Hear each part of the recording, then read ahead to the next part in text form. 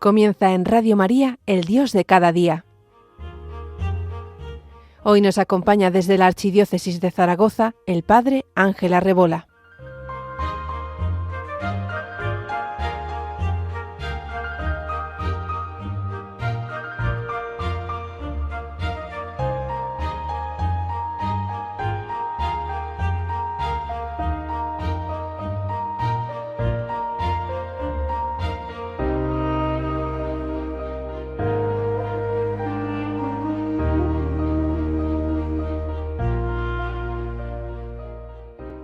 Buenos días, bienvenidos al Dios de cada día, un espacio donde descubrimos cómo Dios se hace presente en lo cotidiano, en lo sencillo, en lo real. Les habla el Padre Ángel Arrebola desde Zaragoza, la ciudad del Pilar. Si quieren ponerse en contacto conmigo, tendré el gusto de leerles y comunicarme personalmente con ustedes si me envían un correo electrónico a la dirección eldiosdecadadia1@radiomaria.es. Está próxima la fiesta de San José. Muchos llevamos desde hace algunos días preparándonos para ese gran día con la misma alegría con la que Teresa de Jesús se preparaba. Escribe ella: procuraba yo hacer su fiesta con toda solemnidad que podía. Por eso, aunque muchos serán los aspectos, la piedad, de la que nos hablarán para acercarnos y querer más a este santo patriarca, siguiendo con el carácter cotidiano de este pequeño espacio, me gustaría que nos acercáramos hoy a José, pero de esa manera cotidiana. A ese José cotidiano, a ese José judío piadoso, que pertenecía al resto de Israel, casi místico, a los Anahuín Yahvé, que esperaban al Mesías y que articulaban su vida con los quehaceres habituales del trabajo, la vida cotidiana, la vivencia profunda del Sabbat. Acercarnos al José humano, al que, con su corazón castísimo, amó profundamente a la Virgen y tiernamente a Jesús, sintiéndose extremadamente afortunado de haber sido elegido para hacer las veces del Padre de Jesús en la tierra. Y así entenderemos también mejor la humanidad santísima de Jesús, que se hizo hombre y cuyos rasgos tenían en mucho los de José, sus gestos, su modo de ser, porque la relación de padre e hijo fue tan intensa, tan estrecha, que quien viera a Jesús veía a José. Si me permites, querido oyente, me gustaría que nos acercáramos al cotidiano José, hijo de Jacob, mirando aquellos ojos oscuros de judío, enmarcados en la piel tostada por el trabajo, el cabello negro y acaracolado del descendiente de David, las manos recias del trabajador que se posaban sobre su hijo para bendecirlo. Comencemos. José no era un habitante cualquiera de Galilea. Según los registros genealógicos, especialmente los que tenemos en el Evangelio de Mateo, él era un descendiente, como sabemos, directo de la casa del rey David. Aunque en el momento en el que vive José, en el siglo I, la monarquía davídica ya no existía y Judea estaba bajo el control romano, pertenecer a la casa de David era una cuestión de inmenso orgullo y significado mesiánico, al tiempo que una inmensa responsabilidad. A José se le llama explícitamente hijo de David. Esto no significa que fuera su hijo inmediato, evidentemente, sino que era el depositario de las promesas dinásticas, de tal manera que al adoptar a Jesús, legalmente le transfiere este derecho real, permitiendo que sea Jesús llamado hijo de David. Aunque sabemos que José vivía en Nazaret, las raíces están en el sur, en Belén, en la ciudad de David, que es la ciudad natal del rey David. Y de hecho que José fuera allí cuando se manda a hacer el empadronamiento, pues confirma su pertenencia al clan de los efrateos. Augusto manda hacer el censo y esa es la razón por la que José viaja de Nazaret a Belén con María para hacer y cumplir ese censo romano. Cada hombre debía registrarse en su ciudad de origen ancestral y José, como es de la familia de David, viaja desde Nazaret, desde el norte, hasta el sur de Jerusalén, donde está Belén. Pero si José era de Belén, ¿por qué se va a trabajar a Nazaret? Y es una pregunta que mucha gente se ha hecho, ¿no? ¿Por qué un hombre de la estirpe de David termina viviendo en una aldea minúscula, quizá pobre en aquel momento, de Nazaret? De una parte, la migración interna. Muchos judíos del sur emigraron al norte durante el periodo de la expansión bajo los reyes asmoneos, unos años antes de Jesús, o buscando nuevas oportunidades de trabajo en proyectos de construcción. Digamos que era una zona en expansión. Pero también existe una teoría lingüística muy interesante, porque Nazaret viene de la raíz hebrea netzer, que significa renuevo, vástago. Y se cree que las familias del linaje de David, el vástago, fundaron o se asentaron en Nazaret esperando que de allí brotara el cumplimiento de las profecías. Son ellos mismos quienes fundan Nazaret bajo el nombre de Netzer, renuevo vástago. Y eso empalma muy bien con lo que dice el Evangelio, que a Jesús se le llamaría el Nazareno. De una parte, Belén significa un trono y Nazaret, sí, un taller. En Nazaret, José es lo que en griego traducirían los evangelios como el tectón, es decir, el que trabaja con sus manos. Y esa es la doble identidad que va a tener el mismo Jesús. Por una parte, la humildad del trabajo diario. Por otro, la conciencia de pertenecer a un pueblo y a una dinastía con un destino altísimo. ¿Cómo era la vida de José? ¿Cómo es la vida de un judío del siglo I desde que se levanta hasta que se acuesta? Porque así nos podemos asomar a una vida marcada por el sol, que marca las horas de trabajo, y por la devoción religiosa. En aquella época no había relojes, sino que el tiempo se marcaba con horas temporales, que marcaban el día en 12 partes iguales. El día comenzaba oficialmente con la aparición de la luz. Y nada más amanecer, lo primero que hace el judío, al poner el pie en tierra, es una oración de agradecimiento al Señor que nos ha conservado en la vida. Así, y a continuación recitaba el Shema, escucha Israel, el Señor es nuestro Dios, porque era el recordatorio de su identidad y su fe. Así José, puesto en tierra, ofrece todo a Dios desde el primer momento. Después vendrá un desayuno ligero, no una comida abundante, algo de pan, aceitunas, fruta seca, para tener energía inmediata y venga, y a trabajar. Y los campesinos iban a los campos y los artesanos sus talleres. De eso me detendré después. La mañana se dedicaba al trabajo duro. La hora tercia, aproximadamente a las 9 de la mañana, coincidía con el sacrificio matutino en el templo de Jerusalén. Y quienes estaban lejos solían hacer una pausa y mirando hacia Jerusalén oraban para unirse a ese sacrificio matutino. Y después continúa la labor. El trabajo era físico, manual, duro, y por lo tanto trabajando duramente con las manos hasta las 12, el centro del día. La hora sexta, la hora de las 12, se hacía una pausa para evitar el fuerte calor. Una pequeña comida ligera y una breve siesta a la sombra. San José pasaría también ese tiempo. Y después, a las 3, el momento clave, porque era la hora del sacrificio en el templo.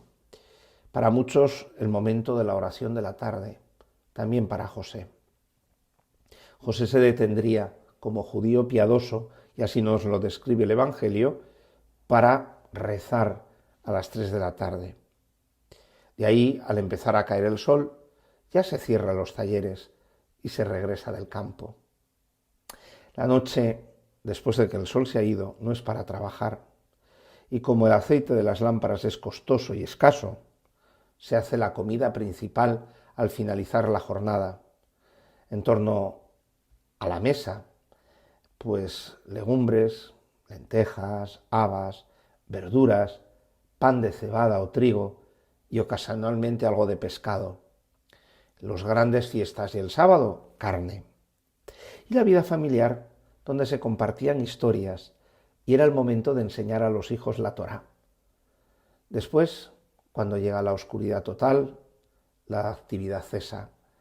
Las casas que son de una sola habitación es donde toda la familia duerme sobre esteras y todos se recogen. Por eso, qué importante es para un hombre, una mujer de aquella época, unirse en oración también en un momento tan concreto. Estamos acostumbrados a imaginar la vida oculta de Jesús tranquila y silenciosa en la aldea de Nazaret, trabajando en el taller del carpintero con José.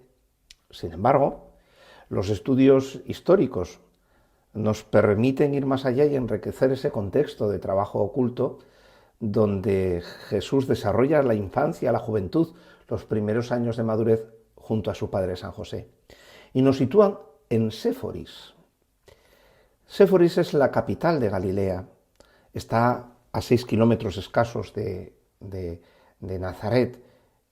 Y esta ciudad había sido destruida por los romanos cuando Jesús era un niño.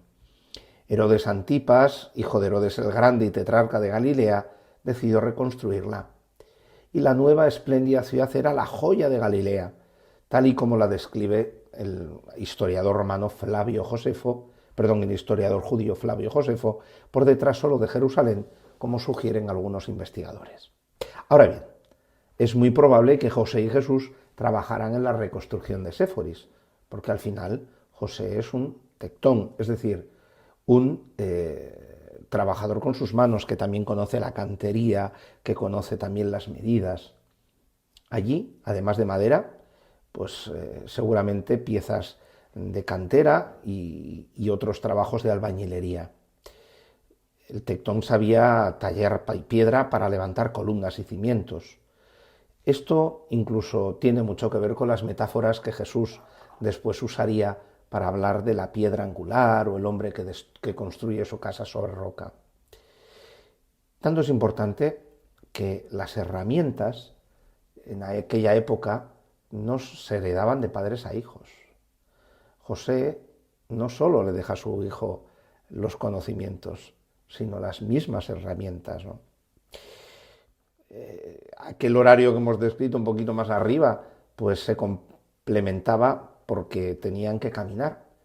Al despertar temprano, tras la oración primera de la mañana, pues camino a Séforis y sobre las 7 de la mañana a trabajar. Preparar el material, el sonido del taller, con esa pausa que hemos descrito a mediodía, la comida, la conversación. José lleva a su hijo, a Jesús, le enseña a trabajar y en esa gran ciudad, en Séforis, se sentarían a conversar. Ahí María no está, ahí están José y Jesús sentados a lo mejor a la sombra de un árbol o sobre una piedra, y ahí se comentaban las noticias de la región, los nuevos impuestos, el paso de los romanos, las festividades que se acercan. Terminando al final el trabajo, se usaba la plomada para verificar que lo construido no se fuera a caer. Y también el artesano tenía que tratar con el cliente, negociaba. Seguramente San José, ese hombre honesto, limpio en su trabajo, y de ahí recoger las cosas, limpiar y volver a Nazaret, volver cuesta arriba, tiempo de silencio y reflexión. Y lo primero, lavarse el polvo del camino, lavarse y ya disponerse a la mesa para la cena. En la cultura romana el trabajo manual era visto algo para esclavos. Sin embargo, para un judío, el trabajo era una forma de oración. Al dar forma a un yugo o alienar una viga, estaban participando en el orden que Dios había previsto para la creación. Cuando Jesús dirá: venid a mí los que estáis cansados y agobiados, y yo os aliviaré, Jesús está contando su propio esfuerzo. Cargad con mi yugo y aprended de mí, yugos que él mismo había hecho y había trabajado con sus manos. El trabajo manual para José, para Jesús, fue el principal modo de relación entre ellos. Una relación entre el padre judío y el hijo que tiene un momento increíble porque que es el Sabbat. El padre es un auténtico maestro de vida para el hijo judío. El padre tiene que enseñarle la Torá, que era la prioridad absoluta, enseñarle un oficio, asegurar la continuidad de la familia mediante el casamiento, e incluso algo muy importante, que era enseñarle a nadar, porque era una metáfora sobre que tuviera el hijo las herramientas para sobrevivir ante el peligro. Y en esa etapa esas etapas de educación había un momento fundamental, el Sabbat. El hijo, cuya relación con el padre estaba marcada por el profundísimo respeto que marca el cuarto mandamiento, honrarás a tu padre y a tu madre, era con una disciplina para formar el carácter. El objetivo no era castigar, sino la sabiduría. Qué importante era que el hijo adquiriese la sabiduría del padre. Y además el hijo heredaba las herramientas, como hemos dicho antes, pero también heredaba su reputación y su lugar en la comunidad. Por eso es muy importante que entendamos esa relación paterno-filial entre San José y el Hijo de Dios. Y os decía que el Sabbat no era simplemente un día de descanso. El Sabbat en una casa judía es importantísimo porque es la relación con Dios. Y el padre deja de ser el carpintero para convertirse en el sacerdote del hogar, en el guía espiritual de su hijo. Por eso es muy importante la bendición de los hijos. Antes de cenar era costumbre que el padre impusiera sus manos sobre la cabeza de su hijo y pronunciara una bendición. Esa bendición, imponiendo las manos sobre la cabeza, que transmitía la autoridad, la protección, la herencia espiritual, se hacía con una oración llamada el Birkat Kohanim. Esa oración es la más antigua y poderosa que un hijo escucha de su padre y que está en el libro de los Números, en el capítulo 6, y que sonaba algo así, pero en arameo, claro. Que el Señor te bendiga y te proteja, que el Señor haga brillar su rostro sobre ti y te conceda su gracia, que el Señor vuelva su rostro hacia ti y te dé la paz. Y además invocaba a los patriarcas, que Dios te haga como Efraín y Manasés. ¿Por qué? Porque eran los primeros hijos que no se pelearon entre sí, que representan la paz familiar y la fidelidad en tierra extraña de Egipto. ¡Qué bonito! Y después de bendecir a los hijos, el padre levantaba la copa de vino y pronunciaba la bendición, una oración que el hijo escuchaba con atención porque tenía que aprenderla para rezarla en su día, donde se hablaba de la creación, Dios descansó en el último día, y de la libertad, porque para un hijo de Dios no lo definía tanto su trabajo, sino su libertad. Esa relación entre José y Jesús es una relación a través de la oración. El hijo crecía sabiendo que sin importar lo duro que fuera el trabajo durante la semana o lo difícil que fuera la ocupación romana, el Sabbat traía la bendición de su padre. Sentía la mano de su padre sobre su cabeza, esa seguridad de que el hijo estaba protegido. Y también el perdón, porque el Sabbat es el día de la reconciliación. Si había habido tensiones en el trabajo, en el campo, la bendición del viernes por la noche al comenzar el Sabbat y después la comida de la cena del día del sábado sellaba esa paz entre el Padre y el Hijo. Esa paz que no era necesaria entre José y Jesús porque seguro que no había habido tensiones de ningún tipo.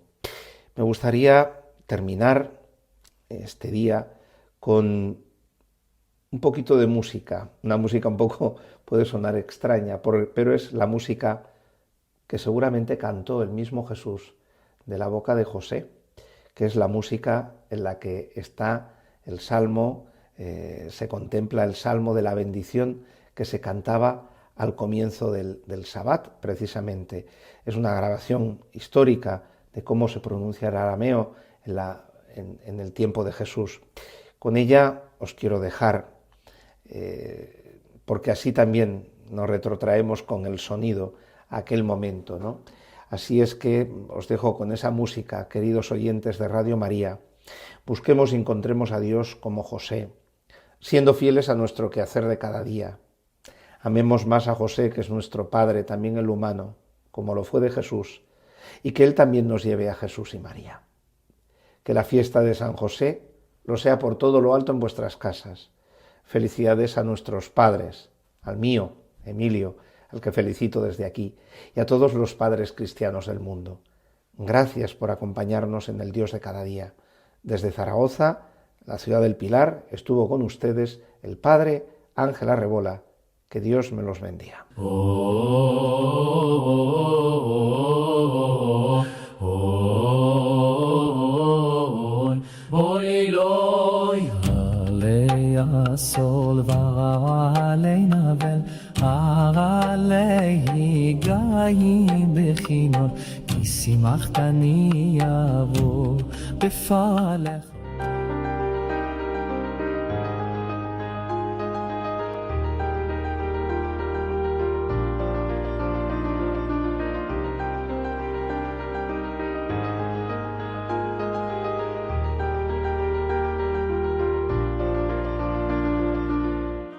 Así finaliza en Radio María, El Dios de cada día.